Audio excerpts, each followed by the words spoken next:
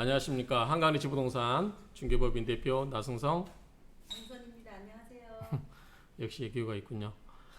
자, 오늘 정부에서 민간택지 분양가 상한제 관련 이런 저기 규제책에 대해서 발표를 했습니다. 이게 작년에 2018년에 9.13 대책, 그다음에 2017년에 8.2 대책, 그리고 이번에 이제 세 번째 대책이라고 할 수 있겠죠. 이제 그동안 대책 쭉 있었습니다만 올해 이제 제가 발표하는 내용을 가지고 한번 발표를 같이 정부의 보도자를 가지고 한번 대화하는 시간을 갖도록 해보겠습니다.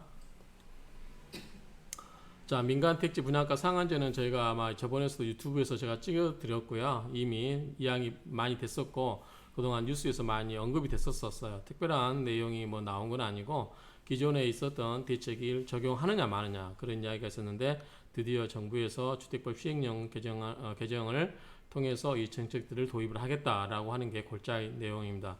그 내용은 기본적으로 이미 다 뉴스에 많이 나왔기 때문에 가볍게 한번 보도록 하겠습니다.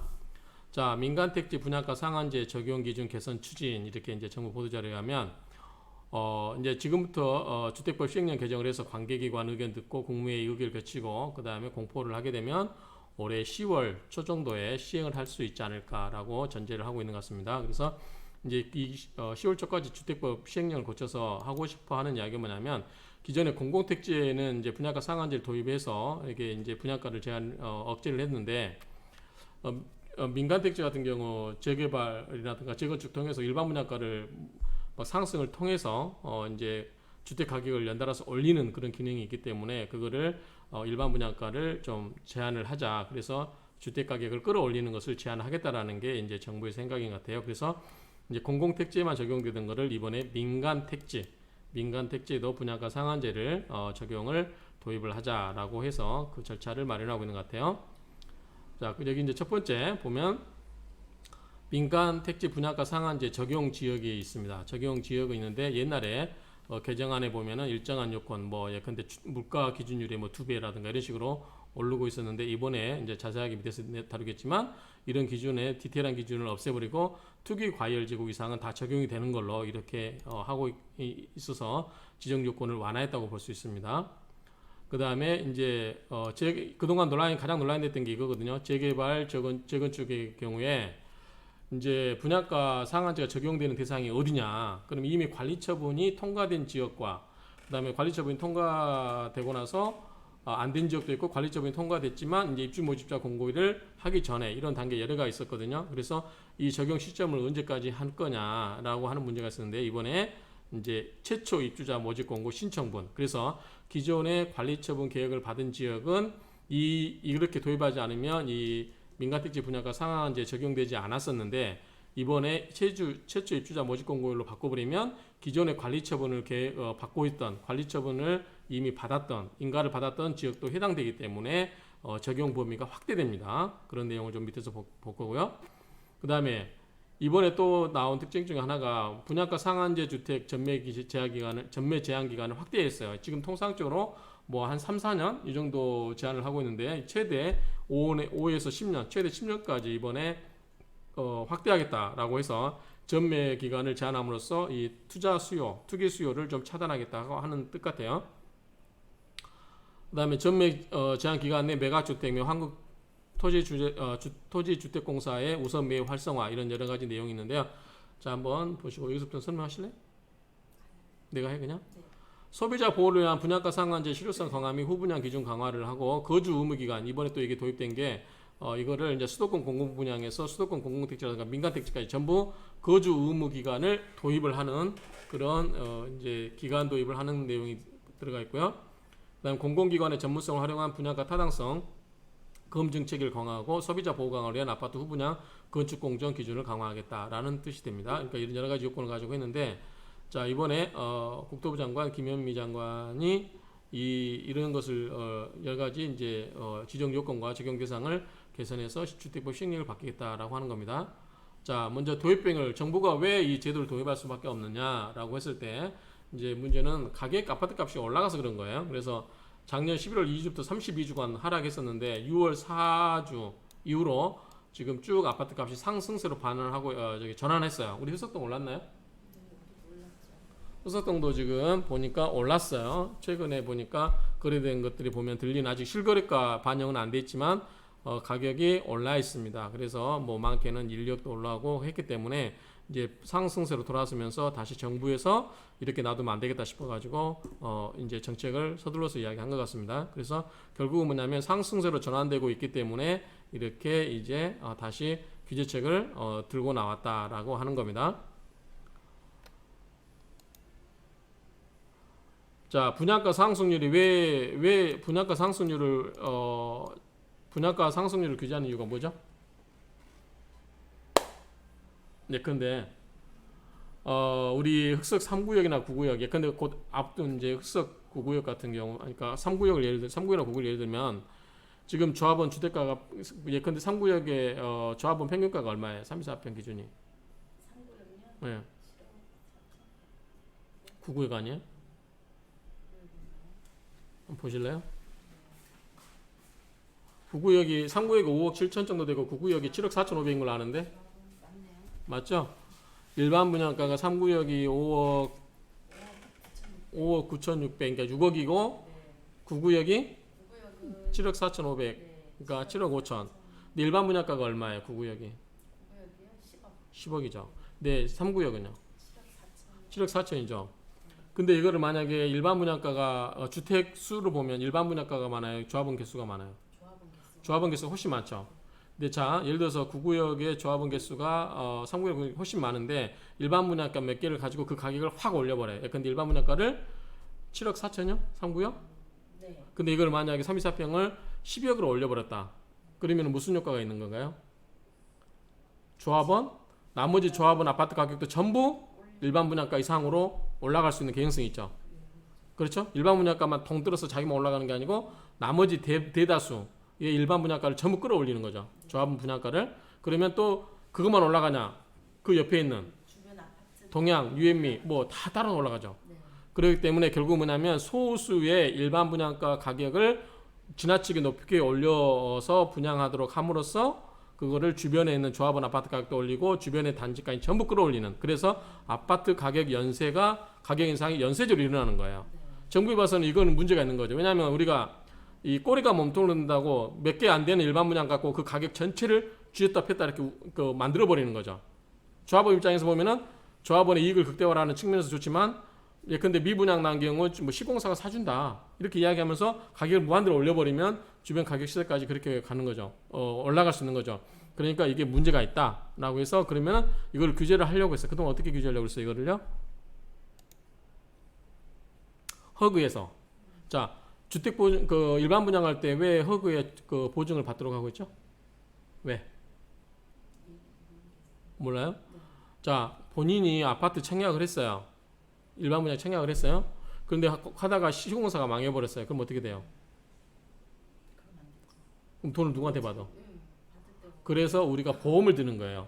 그래서 주택보증공사에서 이게 만약에 부도났다니, 건설사가 부도났다니 그런 경우에 그 돈을 전부 주택보증공사에서 지원해 주는 거예요. 그러니까 이거를 해놓은 상태에서 분양을 해라는 거죠. 그런데 이렇게 하려면 이제 무조건 그것만 해주면 되는 게 아니라 주택보증공사에서 분양 가격이 적정한지 이것까지 또 평가를 하는 거예요. 그래서 아까 3구역 같은 예컨대 34평을 13억에 일반 분양하겠다. 예를 들면 그러면은 허증공사에서 이거 너무 세다. 낮춰라. 예컨대 뭐 8억이나 9억으로 낮춰라. 그러면 조합에서는 싫어. 그럼 어떻게 해야 되겠어요? 그러면 주택보증공사 보증을 안 받고 어떻게 하겠다? 후분양으로 가겠다. 이렇게 하는 거예요. 그러면 후분양을 통해서 그 전에 사전 분양할 때만 주택보증공사의 허그를 통해서 규제를 받던 거를 그걸 규제를 안 받으려면 내가 후분양으로 가버리면 돼요.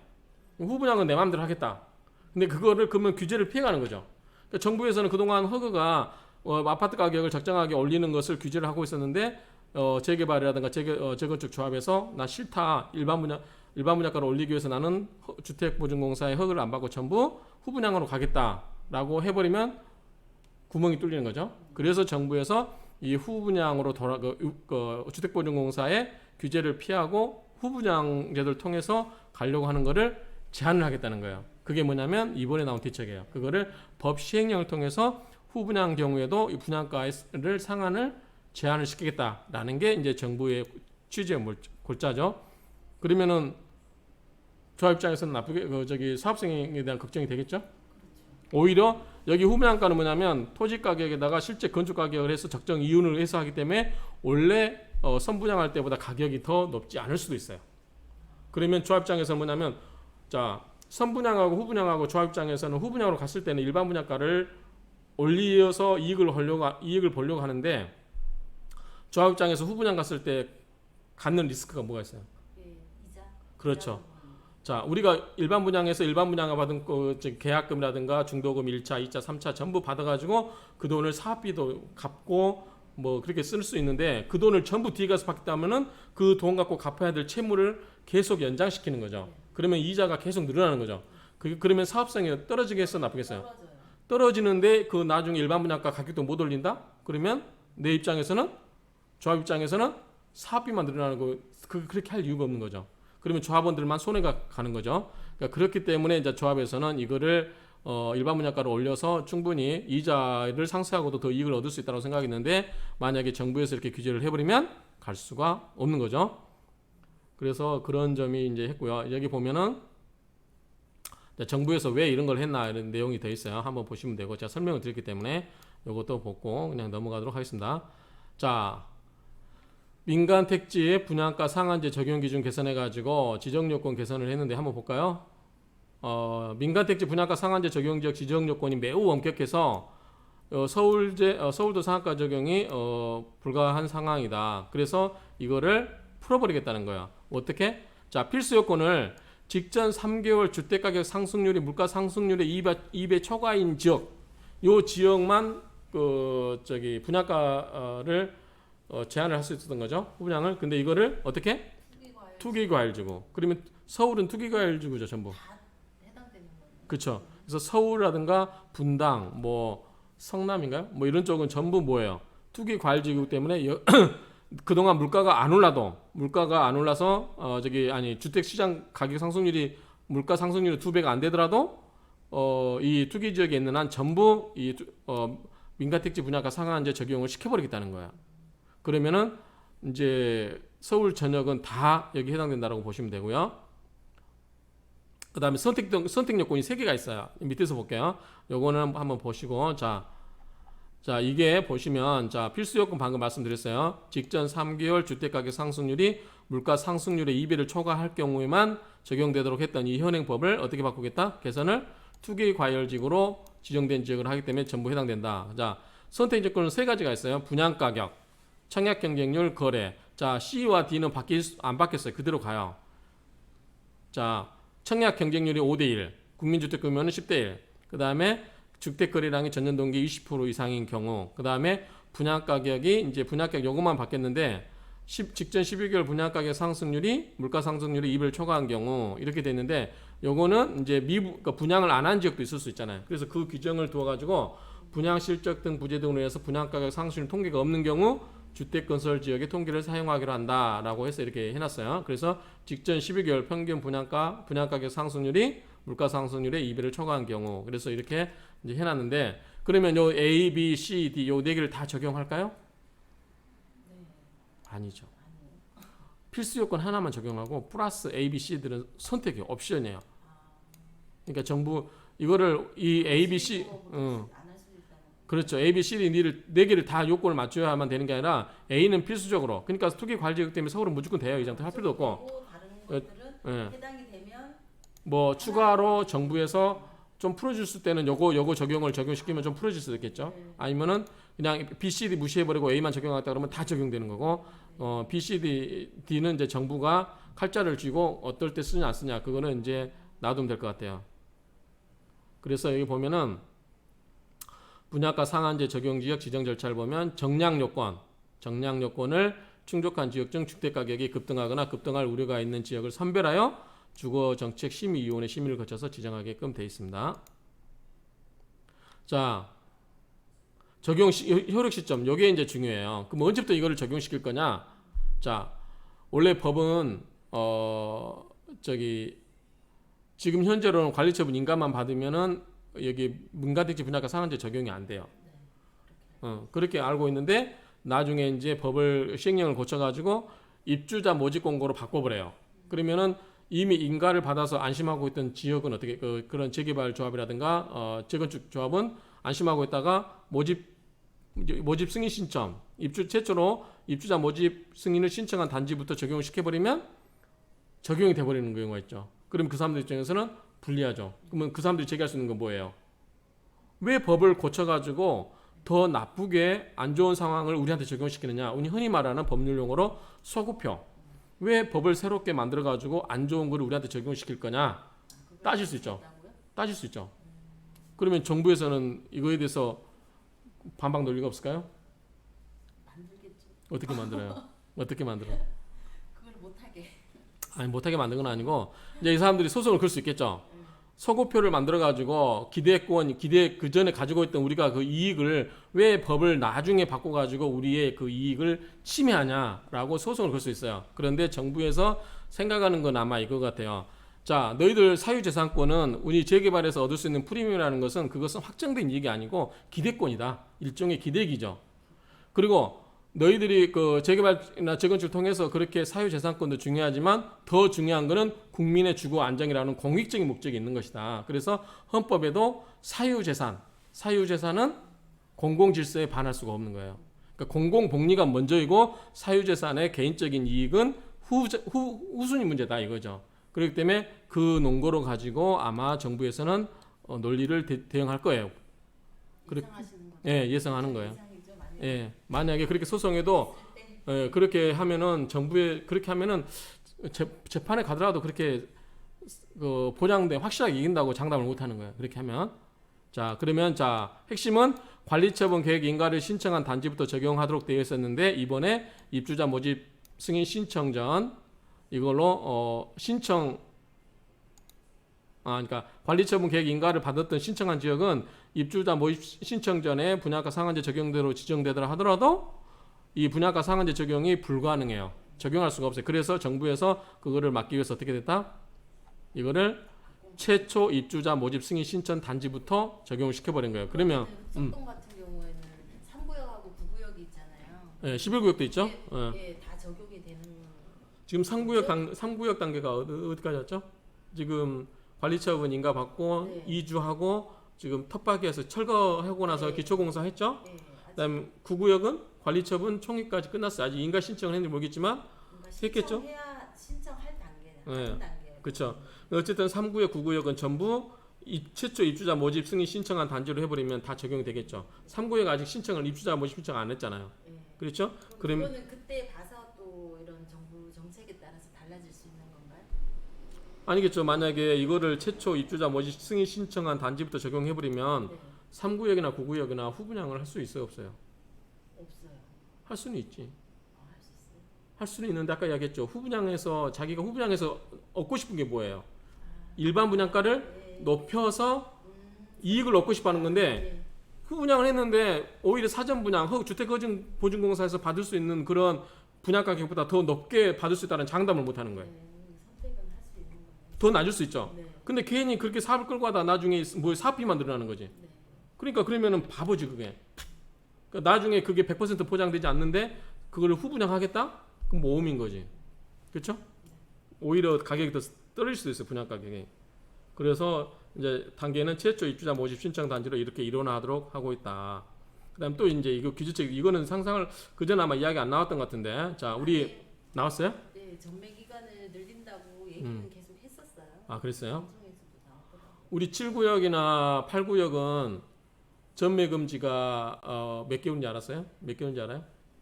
아니요, 알려주세요. 옛날에 6개월만 지나면 전매할 수 있었어요. 6개월. 그런데 그 뒤에 대책이 나와서 전매 기간이 2년인가? 그렇게 늘어났죠. 그런데 이제 상황에 따라 다르지만 현재는 3, 4년에 불과한 이 전매 제한 기간이 지금은 50년, 5에서 10년까지 확대해 버려요. 그럼 어떤 문제가 생길 수 있을까요? 우리 실장님이 만약에 재개발 쪽에 투자를 하려고 그래. 네. 근데 내가 이거 사가지고 10년 동안 못 팔아. 네, 좀 문제가 있나요? 네. 어떤 문제가 있을까요? 이제 단기에 이제 이거 수익을 보려고 한 사람들은 못 파니까. 네, 그런 문제가 있어요. 그러니까 내가 단기 시세책 보고 딱 들어왔는데 네. 묶여버리면 10년 동안 묶으면 자금이 묶일 수도 있고. 근데 아파트 값이 올라갈 수도 있는 거 아니에요? 그렇죠. 근데 이제 사람마다 좀 다르죠. 음. 어떻게 그러니까 잡느냐. 그거는 처음 문제고, 어쨌든 아파트 값이 계속 올라가 버리면 네. 좋겠지만 그 대신 자기가 팔고 싶을 때 못 팔고, 그 다음에 중도는 문제가 뭐냐면 자기가 소수의 돈만, 그러니까 소액 가지고 그 갭을 투자를 해놨는데, 일반 분양 같은 경우 그래서 중도금을 안 내고 중간에 한번 피만 먹고 나가려고 했는데 맞아요. 중도금까지 내라고 하고, 나중에 입주까지 해서 뭐 입주도 해야 되고, 그다음 취등록세 다 내야 되고, 이래 버리면 내가 소수로 소액 갖고 그냥 중간에 튕겨 먹고 나가려고 했는데 그걸 못 할 수가 있죠. 자기 재산의 중요한 재산이 여기에 묶여 버린 거예요. 네. 그러면 다른 데 투자할 수도 없는 거고. 그래서 그런 부분에 있어서 투기 수요를 제한하겠다라고 하는 거예요. 효과가 있을 것 같은데요. 네, 여기 보면 수도권 분양가 상한제 적용주택 전매 제한 기간을 보면 쭉 있어요. 현행 이렇게 개선이 있는데, 우리 민간택지만 볼게요. 민간택지. 자, 민간택지는 자 시세가 100%면은 뭐예요? 분양 가격이 별로 시세 차익이 없는 거예요. 그러면 짧아야 되겠죠. 네, 3년. 그래서 3년이었고 70% 미만이다. 그럼 시세 차익을 많이 얻은 거잖아요. 내가 그 시세 60% 샀다. 그러면 40% 이걸 팔면 바로 먹을 수 있는 거 아니에요. 그럴 때는 뭐 4년을 묻겠죠. 자, 이거를 민간택지에서는 자 똑같이 100% 이상일 때는 5년, 3년에서 5년으로 늘어났어요. 그 다음에 80에서 100% 때는 8년, 그 다음에 80% 미만. 예컨대 시세가 10억짜리인데 내가 그거를 7억 9천에 분양받았다. 그러면 80% 미만 아니에요. 그럼 이거는 뭐예요? 10년간 못 팔아요. 그러니까 뭐예요? 괜히 부동산 투기해가지고 돈 벌 생각하지 말아라. 이게 정부의 생각 같아요. 보니까. 그리고 또 여기 또 있네요. 분양을 받은 사람이 전매 제한 기간 내 불가피한 사유로 주택을 매각하는 경우. 예컨대 내가 뭐 해외 이주를 해야 된다. 뭐 그런 경우 한국토지주택공사가 해당 주택을 일정 금액이에요. 일정 금액. 다가 아니고 일정 금액만. 그러니까 이게 모르겠어요. 일정 금액이라는 게. 일정 금액이니까 얼마인지 모르겠어요. 그러니까 이거는 그냥 부당한 이익을 부당하게 많은 이익을 보장해주지 않겠다는 거죠. 네가 불가피하게 팔고 가야 되는 경우에조차도 일정한 이익 범위 내에서만 한국토지주택공사가 우선 매입을 해버린 거예요. 그럼 시세가 아니고 조금 더 낮은 가격에서도 그- 할 수 있는 부분이 있겠네요. 그렇겠죠. 그래서 이제 이거를 그러니까 이제 옛날에는 핑계대고 내가 지방에 발령받아서 나가야 된다라고 해서 팔고 이제 10년 규제를 피할 수 있었는데, 이것조차도 이제는 누구한테만 팔아라? 한국토지주택공사에 팔아라 이거예요. 개인한테 팔지 말고. 그리고 이 제도를 활성화해서 LH가 우선 매입한 주택은 뭘로? 임대주택으로 공급한. 필요시에 수급 조절용으로 활용한대요. 뭐 정부 입장에서 보면 가능한 거죠? 좀 좋은 것 같으면서도 좀 이제 가지고 있는 사람 입장에서는 부당하다는 생각이 들 것 같아요. 어느 정도 가격이 형성되어 있는데 그거를 정부에서 이제 금액 규제를 하는 거잖아요. 그러면 그거 규제 피하려면 어떻게 해야 돼요? 10년 들고 있으면 돼. 그죠? 10년에서 5년, 5년에서 10년 들고 있으면 되잖아요. 5년 10년 거기도 따르고 아니면은 뭐 그래, 불가피하게 팔 것 같으면 팔고 가고, 아니면 저기 그대로 따라라 그거죠. 한번 볼까요? 전매 제한 예외 사유. 자, 여기 보면 근무, 생업, 질병, 취약, 결혼으로 이전하는 경우 수도권 이전을 제외하고요. 그러니까 여기 뭐냐면 서울에 있다가 경기도 가는 건 안 되겠네. 그죠? 지방 발령 내려고 하시는 분도 있지 않을까 갑자기 생각이 드네요. 그럴 수 있죠. 과한 생각인가? 아니 충분히. 갑자기 싹 든 생각이. 아니 그럴 수 있죠. 그 이제 근무지 예, 서울에 근무 안 하고 나 이제 부산이나 이런 데로 지방 발령 받고 싶다 이거 해놓고 그런 걸 할 수 있을 것 같아요. 그렇죠. 그다음에 상속주택 2년 이상 해외 체류, 이혼. 그럼 협의혼도 많이 늘어나지 않을까요? 그러니까 위장이혼. 그건 좀 아니 위장이혼. 근데 남자분들 조심해야죠. 위장을 갖다가 집 통째로 집 부인한테 뺏기는 경우도 있습니다. 왜 웃으세요? 아니 실제로 그런 경우도 있어요, 진짜로. 근데 5번 이건 괜찮네. 이주대책용 주택. 한번 이거는 이주대택용 주택. 네. 채무 불이행에 따른 경공매. 내가 빚을 못 갚아가지고 빚이 경공매 넘어가는 경우, 뭐 이런 경우는 됐었다는 거죠. 배우자 증여도 있네요. 근데 옛날에 이제 이런 게 됐었다는 거죠. 네. 전매 제한 기간 내 매각 시 예외 지매 입주금의 1년 만기는 와 보세요.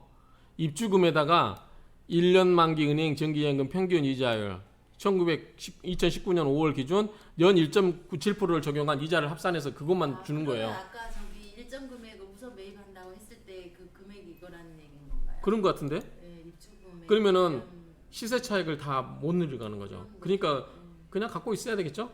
네. 굳이 팔라고 하면은 뭐 하면은 이렇게 해서라도 한다. 자, 그러면 응. 네. 아니 물어보. 이해됐어요. 이해됐어요? 네. 뭐가 궁금했었네요. 아니 혹시 갑자기 보신 분도 있으니까. 전매 제한 예외도 얘가 해당이 되나 했는데 그게 아닌 잘못 생각했어요. 그다음에 불법 전매 시 처벌 3년 이하의 징역. 그다음에 이익의 3배. 3배. 예. 보통은 이제 3배수 우리 자본시장법이라든가 이런 데서 받은 이익의 3배. 우리 흑부협 회칙도 이익의 3배로 된 거 알죠? 제가 이렇게 만들었잖아요. 보통은 이제 그 과징금이라든가 이런 거 했을 때는 이익의 3배를 토해내야 돼요. 그러면 내가 3억을 벌었다. 얼마를 토해내야 돼요? 9억. 그러면 손해는 마이너스 6억. 다른 것들에 그러니까 전매하지 말라는 거예요. 다른 것들에도 이렇게 강하게 적용이 됐으면 좋겠네요. 어쨌든 이제 정부에서는 이게 강력한 규제책으로 작용될 수 있을 것 같아요. 그래서 이제 이와 함께 뭐 주택법 개정안을 발의해서 거주 의무 기간을 최대 5년을 이것도 이제 도입을 방안을 적극 추진한대요. 하는 건 아닌 거죠? 그렇죠, 그렇죠. 예. 지금 현재는 그러면 몇 년이에요? 거주 지금 거주 기간 우리 받으려면 2년 아닌가요? 어떤 혜택 받으려면 2년이잖아요. 2년 거주해야 되잖아요. 그런데 어찌됐든 이제 5년을 해버리면 5년 살아야 되는 거예요. 그러면은 여기 살지도 않는데 이거 투자했다가 와서 여기서 10년 동안 묶이고 5년에서 10년 묶이고 또 내가 여기 와서 5년을 실제로 살아야 돼요. 생활을 다 이쪽으로 이사 와야 돼요. 그러면 생활이 여러 가지 불편할 수도 있겠죠. 그래서 이제 실거주 목적이 아니고 투기 목적은 좀 차단하겠다는 게 아닌가 싶은 의도예요. 투기 목적으로 이제 투기라기보다는 투자를 하는 경우에도 그럼 이제 좀 장기적으로 길게 가지고 있어야 그렇죠. 되는 부분이죠. 그렇죠. 짧게 해서 뭐 부동산 거래를 하는 게 아니고 부동산은 기본적으로 금액이 커서 단타 치면 안 돼요. 단타 치면은 지금은 워낙 세금이 잘 발달되어 있기 때문에 양도세 내고 뭐 취등록세 내고 뭐 그러면 별로 먹을 게 없어요. 자본시장 그러니까 증권 같은 경우는 그 단타 치는 게 가능해. 하루에도 5번씩도 매매 치는데 부동산은 그렇게 단타 칠 성질의 것도 아니고. 전에는 됐는데 지금 이제 그게 어렵다는 그렇죠. 어렵게 된 거죠. 근데 여기는 또 있네요. 보유 기간이 길어지면 LH에서 매입하는 경우도 좀 더 올려주겠다. 그래서 6년까지는 아까 말한 것처럼 정기 예금이자 아까 1점 몇 프로였어요? 1.97%.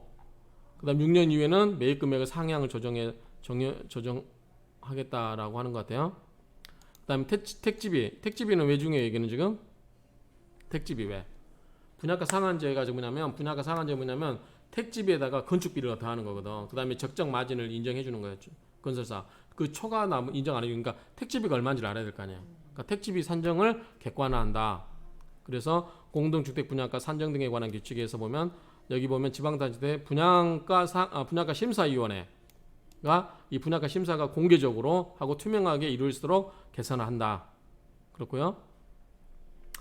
그 다음에 택지비 산정 정확하고 그 다음에 한국감정원이 택지비 산정 절차의 적정성을 검토하는 방안도 추진한다. 그러니까 이 제도를 도입하겠다는 건 뭐야? 기본적으로 분양가를 막 올리는 걸 못하게 하겠다는 거야. 그럼 서로 따질 거 아니에요. 택지비가 나 비싸게 주고 샀다라고 해서 나는 분양가를 올리겠다고 하는데 무슨 소리냐? 택지비가 이렇게 이 시세가 있는데 택지비 해주고 그다음에 건축비에 평당 얼마 딱 해서 두 개 딱 합치고 거기다가 적정한 네 그 시공사 먹을 거 얼마 딱 부정해주고 해버리면 이렇게 모든 게 이제 투명화되고 계산이 다 나와버리면 가격을 올릴 수가 없는 거죠. 그 가격 이상을 인정을 안 해줘 버리니까.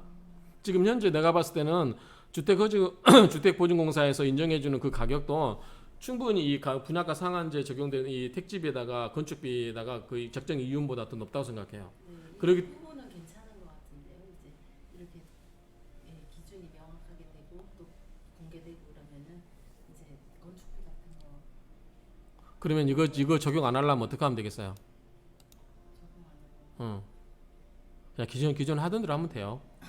주택보증공사의 그 보증 받고 지금까지 하던 사전 분양하면 돼요. 이거는 지금 후분양 때문에 지금 이렇게 하는 거니까. 그다음 기타 개선사항 볼까요? 개선사항은 어떻게 되냐? 아 이거 옛날에 후분양을 하려면 옛날에는 지상 3층 그러니까 공사해놓고 3분의 2 총 층수의 3분의 2 골조 공사를 완성하면 되는데 이게 이제 공정률로 보면 50에서 6% 정도 된대요. 그러니까 예컨대 우리가 21층 공사다. 그러면 3분의 2면 얼마예요? 3, 7, 22, 14층이죠. 그렇죠? 14층까지 골조 공사를 했으면 후분양을 할 수 있었어요. 검토를 할 수 있었어요. 근데 이거를 얼마까지? 80%. 근데 골조 공사 전부 완료. 지상층 골조 공사 전부 완료. 그러니까 21층이면 21층까지 골조 공사는 완료돼야 돼요. 골조 공사 완료된 다음에 그 안에 내부 마감재라든가 이런 거는 제가 이제 전문가가 아니어서 제가 이제 소설 쓰는 거예요. 그러니까 골조 공사는 다 마무리되고 그 안에 뭐 이제 내부 공사, 인테리어 막 이런 거 있잖아요. 그런 것까지는 안 가더라도 기본적인 골조 공사. 이거는 중국이 그렇게 아마 하지 않나 싶어요. 중국은 아파트 분양할 때 이렇게 인테리어 마감 안 해준대요. 그냥 골조만 다 지어준대요. 안에 옵션은 자기가 다 알아서 하는 거예요. 뭐 들어가서 사는 사람들이. 응. 그것도 합리적인 거예요. 우리가 막 와서 막 뜯어고쳐가지고 다시 인테리어 할 필요 없고 골조만 지어주고 분양가에서 다 빼준 거지. 마무리 같은 거를. 그럼 자기 원하는 대로 이제 공사를 하는 거예요.